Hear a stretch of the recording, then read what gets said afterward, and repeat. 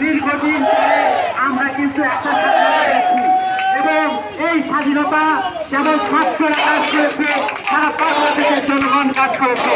তাই এই স্বাধীনতার যারা আছেন তারা কিন্তু সারা বাংলাদেশের জনগণ। এ পর্যায়ে আপনাদের আজকের এই বিক্ষোভ কর্মসূচি কি কারণে আপনার সারা বাংলাদেশে হাজার হাজার ছাত্র, হাজার হাজার পলিটিক্যাল নেতাকর্মী, হাজার হাজার সাধারণ মানুষকে নিয়ে হত্যা করা হয়েছে। শেখ হাসিনার ইশারায় বাংলাদেশে হাজার হাজার পলিটিক্যাল নেতাকর্মীদেরকে অন্যায় করে হত্যা করেছে, সাধারণ মানুষদেরকে হত্যা করেছে।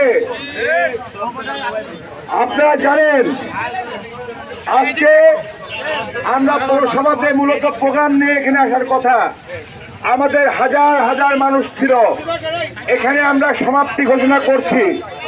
এবারে আপনাদের সামনে এক শুভেচ্ছা বক্তব্য রাখবেন কুষ্টিয়া সদর থানা বিএনপির সংগ্রামী সাধারণ সম্পাদক জনাব জাহিদুল ইসলাম বিপ্লব। সংগ্রামী নেতৃবৃন্দ, আসসালামু আলাইকুম। আজকে আমরা এই স্বৈরাচার শেখ হাসিনা ফাঁসিবাদ সরকারের পতনের মাধ্যমে এই দেশে একটি গণতন্ত্র প্রতিষ্ঠিত হয়েছে। আমরা এই গণতন্ত্র ধরে রাখতে চাই। তাই আমি অনুরোধ করবো সকলকে, আমাদের নেতৃবৃন্দ ভাইদেরকে, যে আমরা যার যার অবস্থান থেকে ব্যবসায়ী সমাজ, আমাদের সাধারণ মানুষ, খেটে খাওয়া মানুষ যাতে কোনো সমস্যায় না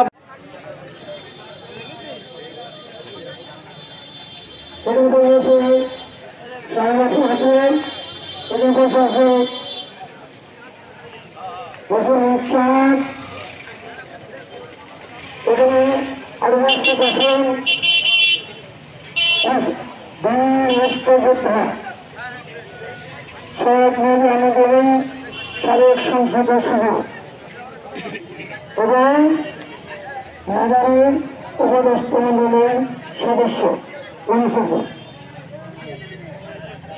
সংবিধানের সংক্ষিপ্ত বলল এখানে অনুরোধ দিব। আমি